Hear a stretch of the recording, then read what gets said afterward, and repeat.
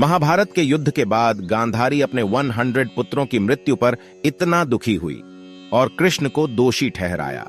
क्रोध में आकर गांधारी ने भगवान श्री कृष्ण को यादव वंश नष्ट होने का शाप दे दिया।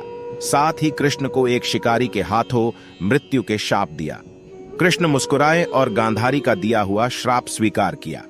फिर भगवान कृष्ण ने द्वारिका पर 36 वर्षों तक राज किया था। जब प्रद्युम्न, संभा और अनिरुद्ध की मृत्यु हुई तो कृष्ण जंगल के बाहरी इलाके में अपने बड़े भाई बलराम को देखने के लिए निकल पड़ा। बलराम योग में डूबे हुए थे और उनके मुख से एक विशाल नाग निकला। सर्प के 1000 सिर थे और वह पहाड़ जितना बड़ा था। कृष्ण ने सर्प को समुद्र की ओर जाते देखा। जब बलराम चले गए, कृष्ण जानते थे कि सब कुछ चला गया था। वह कुछ देर जंगल में भटकता रहा। कुछ समय बाद जारा ने गलती से कृष्ण को हिरण समझकर उनके पैर पर तीर चला दिया और जरा बेलिया के तीर से कृष्ण की मृत्यु हो गई। फिर उन्होंने अपना शरीर त्याग दिया। मृत्यु के समय कृष्ण की आयु 125 वर्ष था। कृष्ण के सभी यादव पुत्र मारे गए। सभी की सारी दिव्य शक्तियां चली गईं। केवल अर्जुन अभी भी सबसे लोकप्रिय सेनानी बचा था।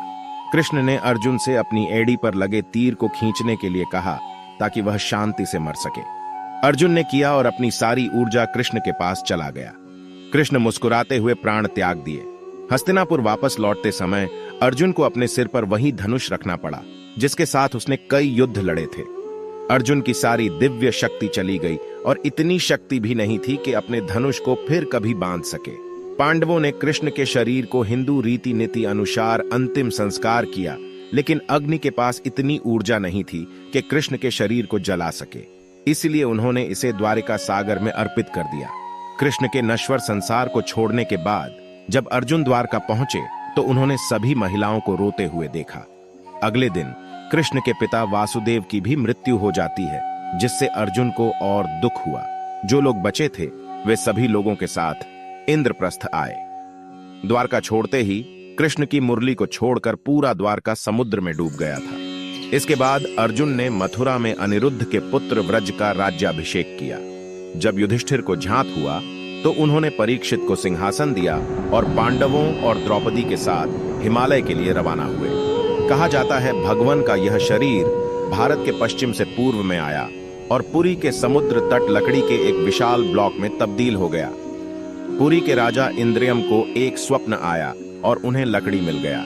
उसमें से भगवान जगन्नाथ, बलभद्र और सुभद्रा की पहली त्रिमूर्तियां बनाई गईं। द्वारिका के पास गुजरात में सोमनाथ ज्योतिर्लिंग के पास भालका तीर्थ स्थान है। कहा जाता है कि इसी स्थान पर शिकारी ने गलती से तीर चला दिया और भगवान कृष्ण अपने शरीर त्याग दिए और निजधाम प्रस्थान किया। बाण या तीर को भल्ल भी कहा जाता है, अतः इसलिए इस तीर्थ स्थल को भालका तीर्थ के नाम से जाना गया है। इसमें एक मंदिर है जिसमें कृष्ण की एक मूर्ति एक पेड़ के नीचे आधी नींद की अवस्था में है।